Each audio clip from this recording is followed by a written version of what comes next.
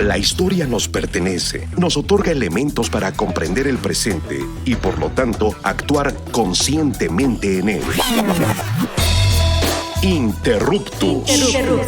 Escucha y comparte con nosotros la idea de que el pasado constituye lo que somos y lo que seremos en el futuro. Interruptus. Hacer época no es intervenir pasivamente en la cronología, es interrumpir el momento. Interruptus. Pasado es presente.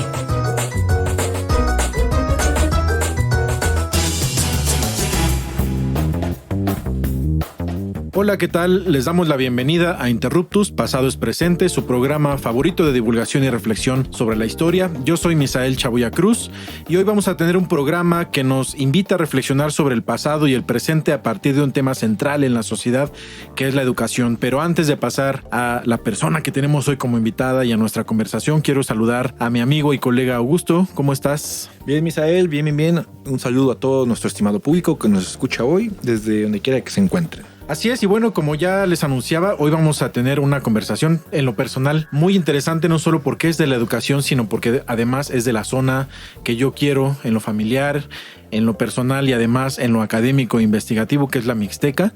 Vamos a conversar sobre pues también un periodo y un proceso fundamental para la educación pública en nuestro país, que es pues la fundación de las misiones culturales. Ahorita vamos a platicar un poquito sobre ello. Pues finalmente se trata de un proyecto educativo para la población indígena de muchas regiones de nuestro país durante la década de los 20, en plena época postrevolucionaria, y para ello vamos a tener la presencia hoy de un querido amigo y colega desde hace muchísimos años. Él es Jair Gerardo Hernández Vidal, doctor en Historia por el Colegio de San Luis Potosí, licenciado y maestro también por la UNAM en Historia, candidato al Sistema Nacional de Investigadores y además perteneció al programa de becas para estudiantes indígenas de la UNAM. Y bueno, sus líneas de investigación son bastante amplias, entre ellas ha investigado sobre pues el cacicazgo mixteco en el siglo XVI y ahora se dedica a la educación indígena postrevolucionaria en México. Jair, qué gusto que estés aquí. Bienvenido a los micrófonos del IMER y de Interruptus. Gracias, Misael, y qué gusto que me hayas invitado. Y sí, justamente, inicialmente trabajé cacicazgo mixteco en el siglo XVI, pero ahora estoy en un proyecto de postdoc y trabajo educación, siglo XX. Y bueno, estos temas de reforma agraria en propiedad en general, pues me ayudó a trabajar pues la educación de una forma diferente, porque fue gracias a eso que di con unos documentos educativos que hacían una reivindicación sobre el territorio mixteco. Y bueno, me quedé con la pregunta sobre la patria chica. Entonces los temas que ahora trabajo tienen relación con una reivindicación étnica sobre el territorio que se enfocaron a temas educativos, y bueno, eso es lo que hoy les voy a exponer. Además, tú eres originario de la Mixteca, en el caso de la Mixteca Baja, ¿no? De un pueblo cercano a Chazumba. Y bueno, pues vamos a hablar del tema que ahora estás investigando. La verdad es que es un tema muy bonito, muy interesante. De eso vamos a hablar y bueno, le cedo la palabra a Augusto. Bueno, pues como bien lo había adelantado Misael, ¿no? Vamos a estar tratando una época bien interesante y sobre todo bien complicada, ¿no? En cuanto a reconstrucción del Estado hablamos, ¿no? La década de 1920. Pues para abrir, ¿no? El contexto, pues la década de 1920 pues, se aboca principalmente al periodo de del fin de la fase armada de la Revolución, ¿no? Y la construcción de un Estado, pues, que está cimentado en el texto constitucional de 1917. Un periodo, pues, que tendrá muchísimos problemas justamente en la aplicación de este texto, ¿no? Ya sea en materia de salud, materia educativa, materia petrolera, materia agraria, principalmente. Ahorita vamos a hablar quizá un poco de eso, ¿no? Pero ayer yo quiero que nos platiques, ¿no? Pues, en este contexto de guerra, ¿cómo podemos ver, ¿no? este proyecto de integración indígena a la educación pública? ¿Qué nos puede decir sobre esto? Bueno, empezaban hablando de que fue un periodo muy complicado y bueno, creo que entre lo complicado es como algo muy simple, ¿no? Que era tratar de hacer una nación. El tema del siglo XX es formar la nación, lo que es, lo complejo es hacerla, ¿no? Entonces aquí los debates está qué hacer con los indios. Y bueno, el tema es que es un problema y desde el siglo XIX se viene tratando. Y bueno, me remito a Pimentel, Francisco Pimentel, que como consejero del emperador, él planteó algunas cuestiones, entre ellas esta idea de educar a los indios y terminar de evangelizarlos y hacer estos proyectos para poder integrarlos, porque bueno, a diferencia del caso argentino, que ellos fomentaron la migración, lo que Molina criticó, que fueron los fundamentos para la Revolución Mexicana, es que el Estado no tenía que gastar miles de dineros para fomentar esa migración a personas extranjeras que nada contribuían al Estado. Entonces decía él, tenemos 20 millones de indígenas que ya viven aquí y que podemos integrarlo y con eso hacer una población más grande y una economía pues mejor, ¿no? Entonces el proyecto revolucionario partió de eso, ¿no? Integrar a los indios, formar a la nación, y ahí el tema era cómo.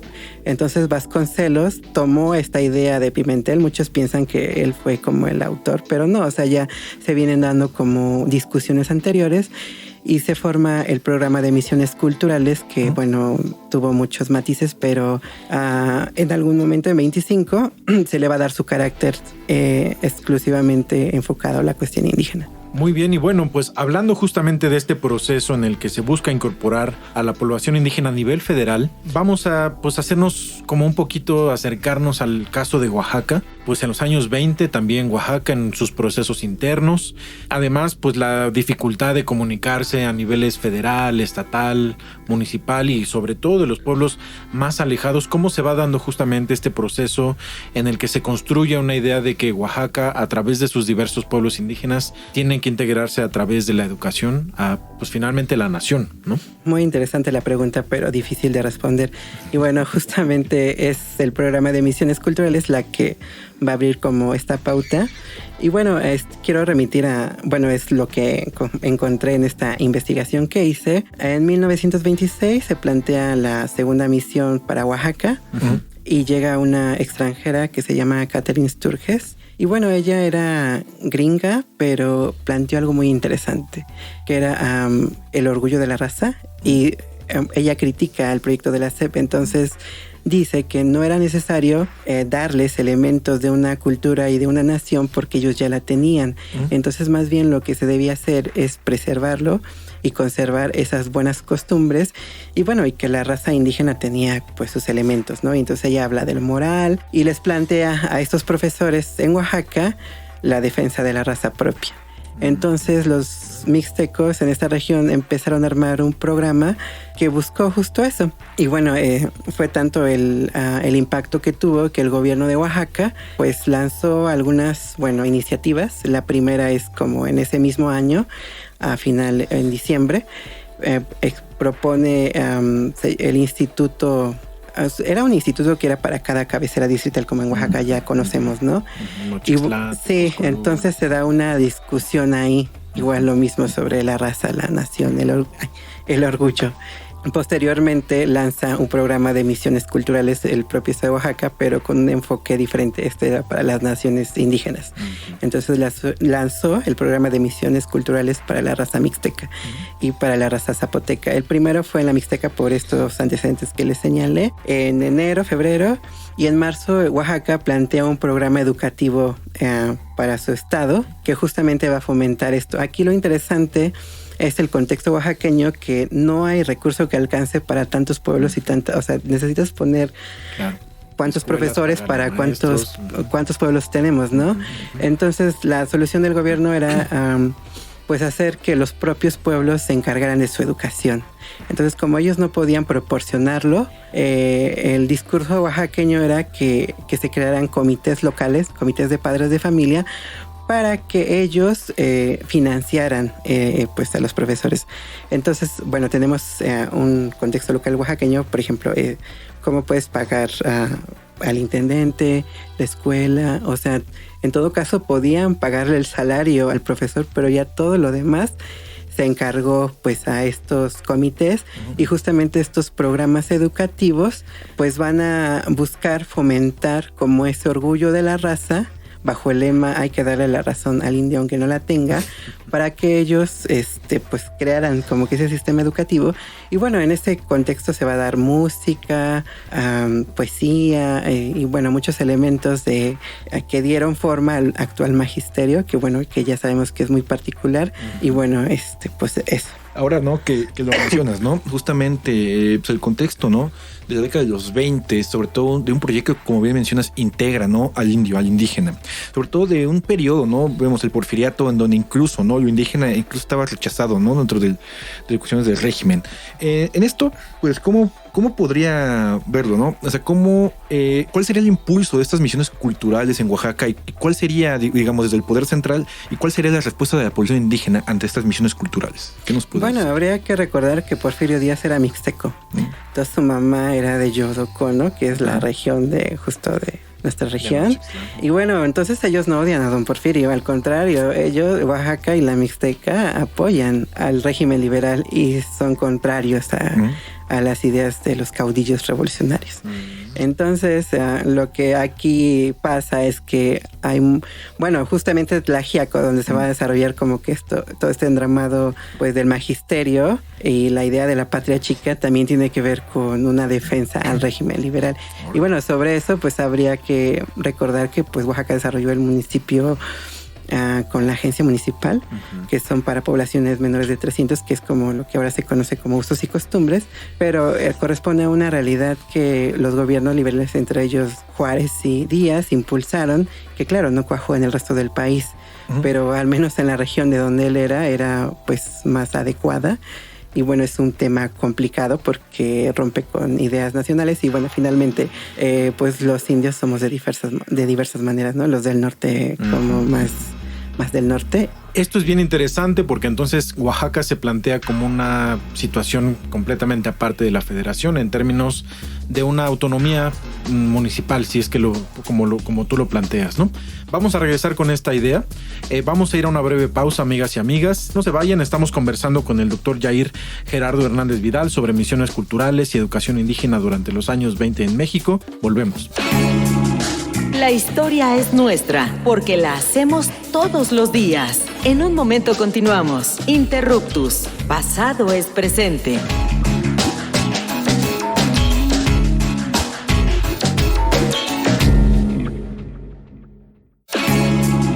No somos los mejores del mundo, pero sí los mejores del rumbo. Continuamos en Interruptus. Conocimiento histórico para que no te tuerza la policía intelectual.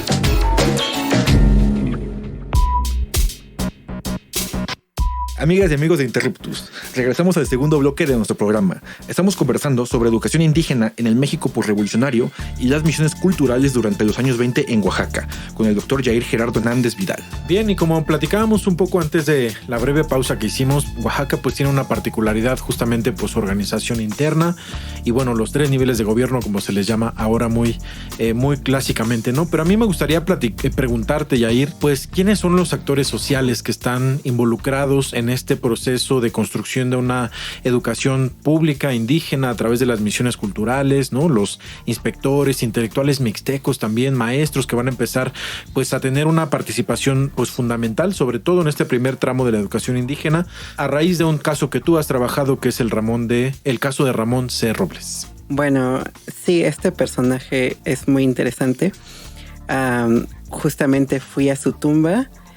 Y bueno, no recuerdo exactamente lo que dice, pero no fue una persona que pasó desapercibida. Al final de su historia, trabajó en la zona Mije y hay un día feriado que le festejan. Órale. Porque fue muy importante, ¿no? Pero lo que yo estudié es su labor en la Mixteca y bueno, empiezo como desde sus primeros inicios, que bueno, era una persona normal, que sin estudios, pero casualmente la esposa de Vasconcelos, Serafina Miranda. Vasconcelos es oaxaqueño.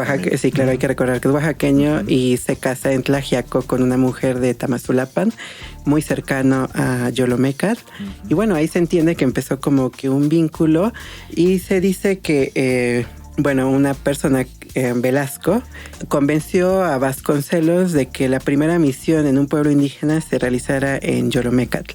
Y bueno, también fomentó que se pusiera a Robles como director, pero Robles era un personaje como autodidacta y llamó la atención del gobierno oaxaqueño y lo nombró inspector. Entonces él empezó una gestión que al inicio negó ser indígena. Él habló como de la raza indígena como una persona externa, pero con la visita de esta trabajadora social Catherine Sturgeon y el discurso sobre la raza propia, él adquirió como una defensa propia y al final pues creó como asociaciones con profesores para autoeducarse ellos mismos con círculos de estudio para que pues llevaran a cabo la educación. Lo que ellos decían era que no estaban lo suficientemente preparados y que era necesario que se educaran, y como no habían escuelas para hacerlo, que ellos podían hacerlo a través de sus grupos de estudio. Entonces al final él lanza un texto muy interesante que es justamente una defensa sobre la educación y la agencia de la raza indígena en el tema educativo. Y bueno, él critica muchas cosas, pero lo principal que dice es que no se puede crear una educación sin preguntarle a los indios qué quieren, porque finalmente no es posible introducir la educación sin que ellos estén de acuerdo, ¿no? Entonces lo que les va a proponer es que les pregunten si quieren la educación. Y bueno, hay bastante que decir de él, pero creo que me quedo con esto. Y ahora que comentas, ¿no? Esto que es muy interesante, ¿no? Preguntarles qué es lo que quieren. Porque obviamente en una región tan diversa, tan culturalmente diversa, ¿no? Como lo es Oaxaca, y la implementación de las misiones culturales desde el ámbito federal, ¿qué tipo de educación se busca implementar, ¿no? Justamente para, digamos, llevar la beta del Estado, la línea del Estado en materia educativa, pero también tomar en cuenta las necesidades de los diversos pueblos de Oaxaca. Y en este caso, ¿cuál sería el papel, por ejemplo, de los profesores, ¿no? Mandados desde el centro? Bueno, es que hay que recordar que Oaxaca pues es muy diverso, ¿no? Entonces aquí son las naciones, ¿no? Entonces no es lo mismo los zapotecos que los mixtecos. Y justamente Robles plantea eso, o sea, la raza propia, los hermanos de raza. Entonces ahí viene toda una idea del magisterio que se va a materializar en literatura, en periódicos, que bueno, que finalmente dicen que de lo que se trata la educación es de fortalecer la raza.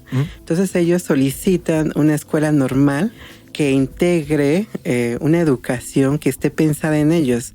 Entonces, bueno, con sus organizaciones estuvieron dispuestos a dar el edificio, que algo muy interesante, la Sociedad Blanca de Élite de Tlaxiaco fue la que propuso donarlo.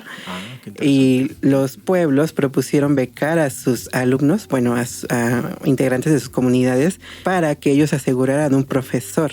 El tema aquí es que hay elementos que necesitan y elementos que no. Por ejemplo, ¿no? Estaban de acuerdo a castellanizarse porque era un tema importante para la integración, pero no estaban dispuestos a cambiar ciertos elementos. Entonces lo que Robles dice es que, o sea, hay buenas costumbres, hay malas que se tienen que deshacer, que por ejemplo él hablaba del tema de la mujer, que la mujer es la carga de la economía en la Mixteca porque los hombres se dedicaban al tequio y a los cargos públicos como actualmente pasa, y entonces que no se podía desarrollar la Mixteca sin una educación que integrara a la mujer, ¿no? Entonces son muchísimas cuestiones, pero yo creo que lo resumiría con la capacidad de decir qué es lo que uno quiere cambiar, ¿no? Entonces sí, nos queremos castellanizar, pero no queremos dejar de ser mixtecos, fue el discurso de Robles. Es una propuesta híbrida y me imagino que el gobierno federal también tiene que ir cediendo en estas exigencias que van proponiendo desde los estados y en particular desde los municipios o los pueblos oaxaqueños.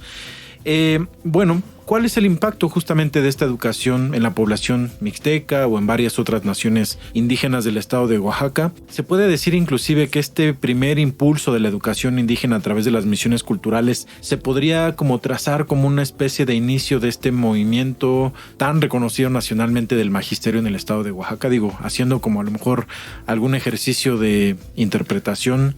¿Habría algo por ahí? Primero, tuvo incidencia muy particular este tipo de educación tan propia en la población oaxaqueña o mixteca, y en el otro caso, los maestros inician este proceso de politización muy amplia que continúa hasta nuestros días. Bueno, hay que recordar que en este contexto, como dije al inicio, el Estado-Nación quería formar la verdadera nación, ¿no?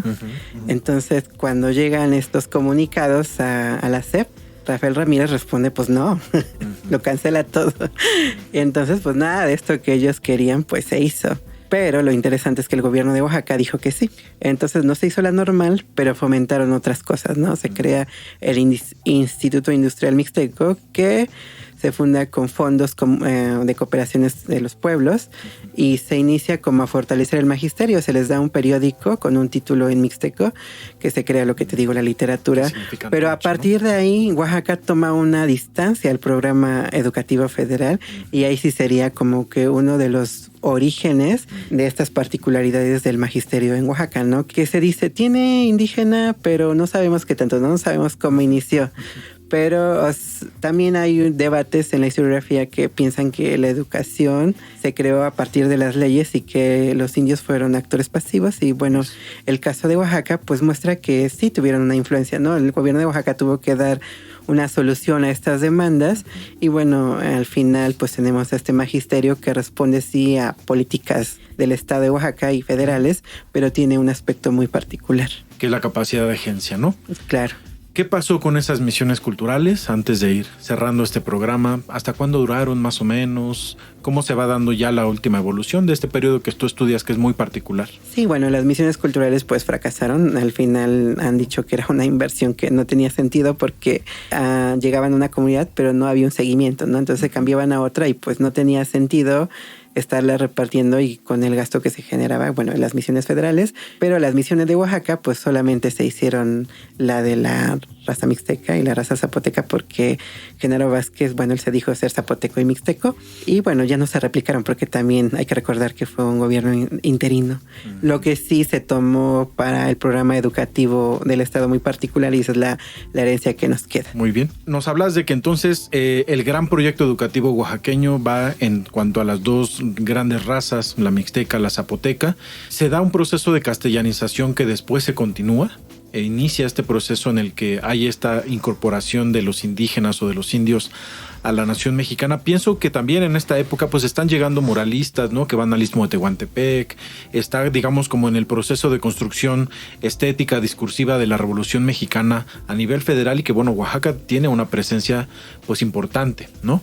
Ahí, digamos, una parte va por el proceso educativo institucional, si lo quieres ver así, las misiones culturales, pero al mismo tiempo, ¿qué vínculos hay? Quizá a nivel intelectual, artístico, de estos profesores, varios de ellos intelectuales mixtecos, zapotecos, pues con el centro de México. A nivel cultural, ¿existe una vinculación? Bueno, esa es una pregunta complicada, pero me parece que no, Oaxaca fue como muy particular y lo particular de ellos es que deciden castellanizarse. Y bueno, lo que ellos plantean, ¿no? O sea, no se va a poder hacer nada aquí si nosotros no queremos que se haga, ¿no? Porque, bueno, dicen, o sea, ¿cuál es el poder que tiene la federación? Pues no.